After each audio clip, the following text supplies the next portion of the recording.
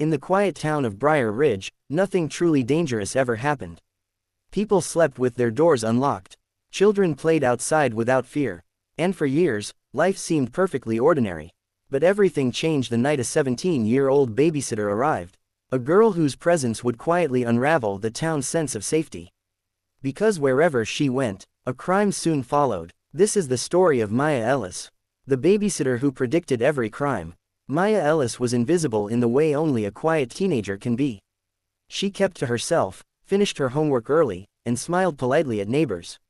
Parents trusted her instantly. Children adored her. Nothing in her past suggested anything unusual. Nothing hinted at what was coming. And yet, the signs began small. So small the town ignored them. On an ordinary evening at the Johnson household, Maya casually mentioned that leaving bicycles outside wasn't safe. Hours later, a camera caught a figure tugging at those same bicycles. The town called it coincidence. A lucky guess from a careful babysitter. But coincidences only feel harmless before they multiply. Weeks later, while babysitting again, Maya appeared strangely unsettled. She kept glancing toward the window, drawn to something she couldn't explain. Later that night, smoke rose from a burning trash can across the street.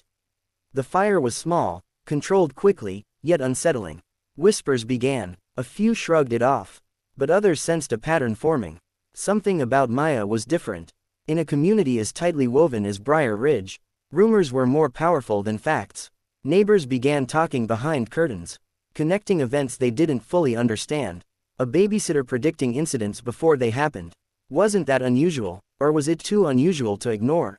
Fear, once born, rarely goes back to sleep. At the local police department, small reports that once seemed random, now sat grouped on one detective's desk. 3 different homes, 3 different families, and the same teenager present before each incident. A coincidence this large no longer felt like coincidence at all. Suspicion began to form, thin, quiet, growing like a shadow. During another babysitting evening, another incident struck the neighborhood. A home with a red door and a broken porch light was targeted in the middle of the night. The detail matched something Maya had mentioned earlier that day. Not directly, not dramatically, just a subtle observation, but accurate enough to frighten those who heard it. This was the turning point. The moment when the town stopped dismissing everything as chance. The moment Maya Ellis became someone to watch. Because if her predictions were real, the town had no control. And if they weren't, someone else did. After the burglary, Briar Ridge entered a new phase. One defined not by evidence, but by unease. Parents walked their children to school instead of letting them run ahead. Neighbors double-checked their locks. A community once united by trust, now whispered about threats no one could see. And at the center of those whispers was Maya Ellis. She hadn't done anything wrong. But fear does not wait for proof.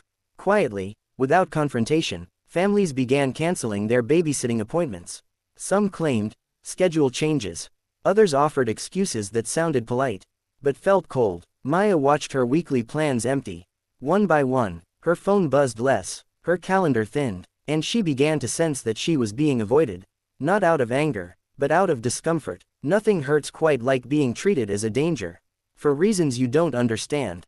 At the police station, the file with Maya's name on it grew thicker. Small incidents, fire reports, suspicious activity, logs. None connected her to wrongdoing. None accused her of involvement. But her presence, always before something happened, made officers uneasy. A detective noted in his report, patterns forming, unknown origin, continue observation. The town didn't know this, but the police were now watching her, more closely than anyone else. One evening, after a cancelled babysitting job, Maya walked home alone. Streetlights stretched her shadow across the pavement. But there was another shadow behind her. Not close, not threatening, just lingering. She turned around once, twice. Each time, the sidewalk looked empty. But something was different. Someone was watching her. Someone who understood the fear surrounding her, and benefited from it. At home, Maya's quiet personality began to crack under pressure. She grew distracted, restless. Her sleep became shallow, filled with flashes of things she didn't understand. She began questioning herself, wondering if these predictions were coincidences, or something deeper she couldn't control. The line between intuition and fear blurred in her mind. A few days later, Briar Ridge held a community meeting. Officially, it was about public safety. Unofficially, everyone knew. It was about Maya, though her name was never spoken. Parents mentioned, a teenager involved in multiple incidents. Others complained of uncertain influences on the neighborhood. The fear in the room grew thick. Not violent, but tense. People didn't want answers. They wanted comfort, and blaming the unknown was far easier than admitting something else might be happening.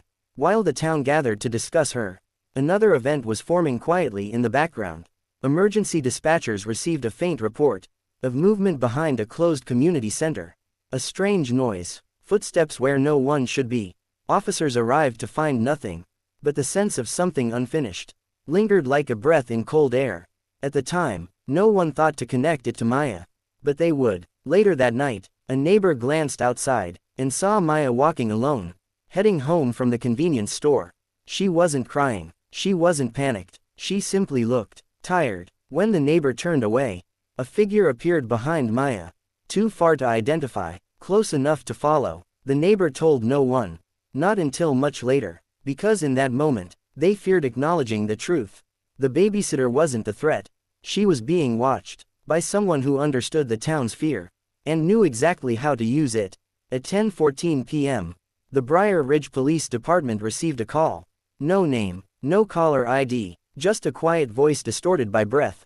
"There's a girl," the voice said. "She knows things she shouldn't know. Watch her, you'll see." Then the line went dead. Dispatch replayed the audio 3 times, searching for certainty. It wasn't a threat, it wasn't a confession, it was something far more dangerous. A nudge, pointing suspicion toward Maya, without evidence, without responsibility. Someone wanted the police focused on her. Someone who knew that fear spreads fastest when whispered, not shouted. The next morning, Maya sat at her desk, staring at her phone. She scrolled through old babysitting calendars, old messages from families she used to help. At first the dates looked random, but then she saw it. Every incident, she predicted, followed the same pattern. A house she babysat in, a room she cleaned, a family she grew familiar with. And within days, trouble arrived, not because she caused anything, but because something, or someone, was using her path as their own. It wasn't her intuition that was strange, it was the timing. That evening, Maya stepped outside to take out the trash. A simple routine, something she'd done countless times. But tonight, a soft rustle came from the hedges. She froze, not with panic, but with recognition. Someone was there, not close enough to harm her, not far enough to be innocent. Just watching, studying, measuring her steps, the way one might study a puzzle, before moving the final piece. She didn't run, she didn't scream, but she went inside slowly, locking the door with hands that trembled only when she was alone. And for the first time, she whispered to herself, "Why me?" In coffee shops, barber shops, church halls, and WhatsApp group chats, the town split into 2 sides. Those who believed Maya was dangerous, and those who believed the town was wrong. But even the ones defending her did so quietly. No one wanted to choose loudly. No one wanted to stand out. Briar Ridge became a place where eyes followed rumors, and people hid behind politeness, instead of confronting truth. 3 days later, it happened again. Maya was babysitting for the Marsh family, one of the only ones who still trusted her. The children were asleep, the house was silent, and then, a vision hit her, not like a dream, not like imagination, a flash of broken glass, a screaming voice, a hallway light flickering, a door swinging inward, without a hand touching it. Maya gasped, and knocked over a glass of water. Her heart pounded like footsteps running toward her. This wasn't intuition, this wasn't coincidence, this felt like a warning. And she had no idea who it was meant for. That same night, officers in an unmarked car parked down the block from Maya's house. They weren't hunting her, they weren't accusing her, but they were watching, taking notes, every time she stepped outside, every time she received a visitor, every time she paused, as though sensing something they could not see. Meanwhile, the anonymous caller's words echoed through every report. "She knows things." The department couldn't ignore it. Not anymore. Maya reviewed her calendar again. Then her heart jolted. Every house where she babysat had something in common. A single, unsolved break-in. Years ago. Sometimes small, sometimes nearly forgotten. Different houses, different nights, but always the same method. Doors unlocked, but not forced. Nothing valuable stolen. Just Rooms disturbed. Someone had been studying families. Long before she ever met them. Every babysitting job put her in the footprint of an old crime. Was someone retracing their steps? Or choosing new targets based on her schedule? Either way, she wasn't the cause. She was the map. On a foggy morning, Maya opened her front door to find a single envelope. No name, no stamp, just a short, handwritten message. You're getting closer. Stop looking. Her breath caught. Her fingers shook. Because the handwriting matched something she remembered. A crumpled note she once threw away while babysitting for a family. Months earlier. A note she assumed was trash. Someone had kept eyes on her. Long before the town ever wondered about her. Long before the crimes resurfaced. And now, the same someone was warning her to stay quiet. But Maya Ellis had never been quiet, and she wasn't about to start now. Maya had begun piecing together the fragments. The dates, the homes, the incidents. There was a pattern buried beneath what everyone else saw as randomness. It wasn't her predictions that were the mystery. It was the timing of the events. The way someone always seemed one step ahead. And for the first time, Maya realized the person orchestrating everything was no stranger. They had studied her. They had studied the town. They had studied her life. Late one night, she found something unusual on her doorstep. A small, folded piece of paper. No words, just a simple symbol, a circle with a dot in the center. It wasn't threatening. It wasn't random. It was a message. Someone wanted her to know. I am here. I am watching. I control the next move. Maya shivered. She had seen this symbol before. Months earlier, inside a book she had babysat over. Carefully placed and forgotten. Someone had been leaving breadcrumbs. All along, the Marsh family, the last family to trust her, began to experience unusual incidents. Lights flickered. Doors unlocked. Strange noises echoed in empty hallways. The children complained of shadows that vanished when their parents entered. Maya realized with a growing dread. These events were not visions. They were warnings. And if she didn't act, someone might get hurt. Her instinct told her to tell the police. Her experience told her they might not believe her. And her fear told her someone was orchestrating this with far more knowledge than she could imagine. By now, the town's whispers had become formal complaints. The police requested meetings, statements, and calendars. Officers followed her every routine. Her privacy evaporated. Maya's movements, once ordinary, were now scrutinized. Even innocuous trips to the corner store drew questions. Even friendly interactions became suspect. The line between protector and suspect blurred. Maya began to feel trapped between the fear of the unknown and the weight of being watched. Then it happened. The Marsh children disappeared for just a few minutes while Maya was in the kitchen. She panicked. Running through the home, she found them safe. But the same symbol, circle with a dot, painted on a wall in the basement. Someone had been inside. Someone had been testing her. Someone had been shaping the town's perception. Without ever revealing themselves, Maya now understood. She was not just a witness. She was a pawn. Maya began connecting the dots. Every family she babysat for. Every neighborhood incident. Every unusual pattern in town. It wasn't her visions that were extraordinary.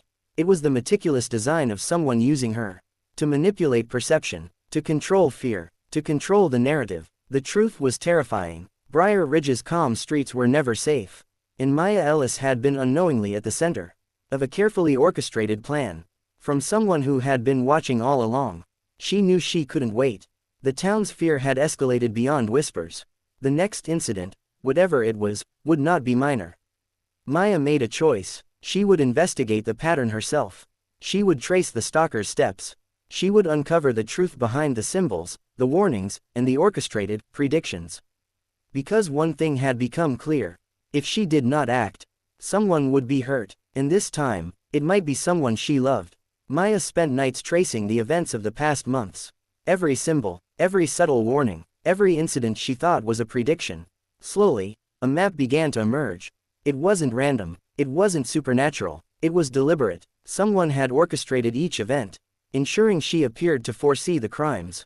They had studied the town, studied the families, and studied her. The realization struck Maya. She had been a tool, a living warning system, designed to manipulate fear. Her investigation led her to a discovery she had never anticipated. The orchestrator was someone within the town. Someone who knew every route she walked, every house she visited, every family she babysat. A neighbor, a mentor, a familiar presence. The person responsible had used trust as a weapon, turning Maya's innocence into a mask for their own manipulation. The town had feared her, while the true threat remained hidden. In plain sight, one night, Maya returned to the marsh home. She felt the familiar unease, the shadows, the silence, the symbol. But this time, she wasn't afraid. She followed the trail the stalker had left for her all along. A sequence of symbols, notes, and subtle signs, leading to the orchestrator's lair. The final message was clear. Stop digging, or the next one will be real. For the first time, Maya realized the stakes weren't predictions anymore. They were instructions, and failure had consequences. Maya confronted the orchestrator silently. She didn't call for police. She didn't scream. She simply stepped into the space where all the threads converged. The person had underestimated her. They thought fear would control her. They thought the town would keep her silent. But Maya had learned the pattern.